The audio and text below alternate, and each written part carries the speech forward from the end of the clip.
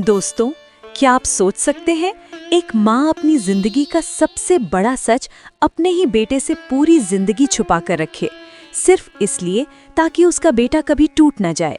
ये कहानी है एक दादी माँ की जिनके दिल में एक छोटा सा राज था, लेकिन उस राज का बोझ इतना बड़ा था कि उनकी पूरी जिंदगी उसी के नीचे दब कर रह गई।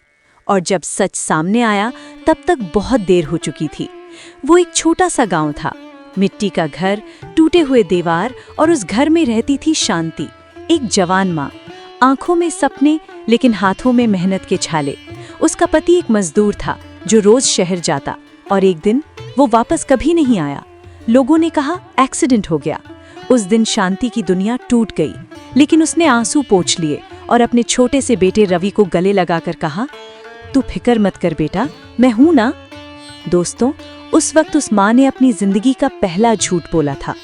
साल बीत गए। शांति अब दादी माँ बन चुकी थी, सफेद बाल, झुकता हुआ जिस्म, लेकिन आंखों में वही प्यार।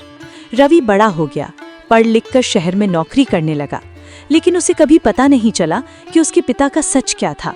हर बार जब रवि पूछता, माँ पापा कैसे मरे थे, तो दादी माँ बस मुस्कुराती और कहती, बेटा एक एक्सीडेंट था। लेकिन सच कुछ और था। एक रात गांव में तूफान आया था, तेज बारिश, बिजली की गरज। उस रात रवि के पिता घर वापस आए ही नहीं, क्योंकि उन्होंने शांति को और छोटे रवि को छोड़ दिया था।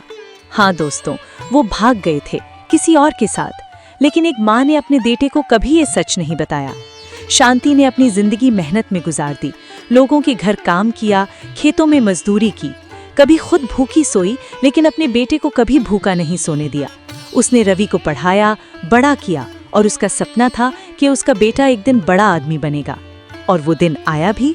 रवि ने शहर में बड़ा घर लिया, शादी की, दादी माँ को भी अपने साथ ले गया। शांति सोच रही थी अब सब ठीक हो जाएगा, लेकिन कहानी अभी बाकी थी। शहर का घर बड़ा था, लेकिन दिल छोटे थे। बहू को दादी माँ पसंद नहीं थी। रोज ताने, रोज बेइज्जती। कितनी पुरानी सोच है इनकी, हर वक्त बस बैठी रहती हैं। और रवि चुप रहता था। एक दिन बहू ने गुस्से में कहा, इन्हें ओल्ड एज होम भेज दो। दादी माँ ने ये सब सुन लिया। उस रात वो चुपचाप अपना पुराना संदूक खोलती हैं। उसमें एक पुरानी तस्वीर थी और एक कागज। वो कागज उनका राज था। अगली सुबह दादी माँ घर से चली गईं, बस एक चिट्ठी छोड़कर। जब रवि ने वो चिट्ठी पढ़ी, उसके हाथ कांप गए। बेटा रवि, मैंने तुझे हमेशा सच से बचाया। तेरे पापा एक्सीडेंट में नहीं मरे थे, वो हमें छोड़कर चले गए थे। मैं नहीं चाहती थी कि तू अपने पिता से नफरत करे, इसलिए मैंने झूठ बोला। आज मैं जा रही हूँ ताकि तू खुश रह सके। रवि रो पड़ा।